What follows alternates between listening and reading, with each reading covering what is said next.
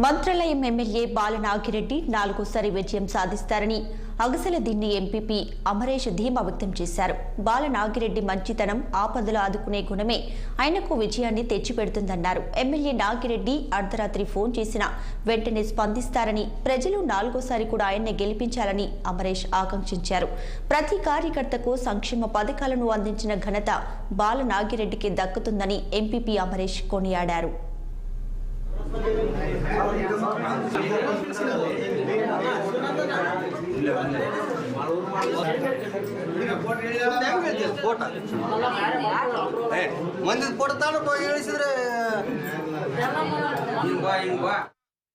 Opposition leader అయినటువంటి తిక్కారెడ్డి అన్నకి ticket దొరుకుతుందని ఆయన ఆశిస్తున్నాడు. మన సోదరుడు ఉల్గయ్యన్న గారు కూడా ఆశిస్తున్నాడు. అట్లాగే మన పార్టీ నుంచి రాజీనామా చేసిపోయిన వ్యక్తి రాఘవేంద్ర రెడ్డి అన్న గారు కూడా ఆశిస్తున్నారు. దాంట్లో ఏ సంభాషణము ఇది అది అనేది ఏమి లేదు.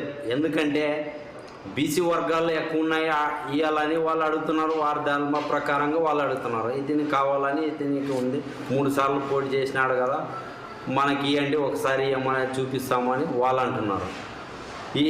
ఈ రెండు మధ్యలో ఎవరికి ఇచ్చినా కూడా మన బాలనారెడ్డి అత్యధిక మెజారిటీతో 40-50 వేల మెజారిటీతో గెలుపొందుతాడు. ఇది ఖచ్చితంగా.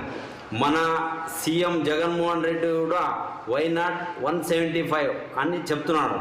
యా ధైర్యం మీద అంటే మన సంక్షేమ పథకాల మీద, నవరత్నాల ద్వారా మీద. ఎందుకు అవి అంత గ్యారంటీగా ఉంటే, ప్రస్తుతం నువ్వు సంక్షేమ పథకాలు ప్రతి ఒక్క పేద కుటుంబానికి అందినాయి కాబట్టి, ప్రతి ఒక్క పేద వర్గానికి అందినాయి కాబట్టి, దీంట్లో కుల మతాలు లేకుండా ప్రతి ఒక్క పేదవాడికి అందినాయి కాబట్టి, అందుకని వై నాట్ 175 అనే ధైర్యంగా మన బాలనారెడ్డి గారు అయితేనేమి, మన జగన్మోహన్ రెడ్డి అయితేనేమి గట్టిగా చెప్తున్నారు. ఎందుకంటే ప్రతి ఒక్క పేద కుటుంబానికి ఈరోజు ప్రతి ఒక్క ఇది లేదు అనేకి లేకుండా సంక్షేమ పథకాలు జరుగుతున్నాయి.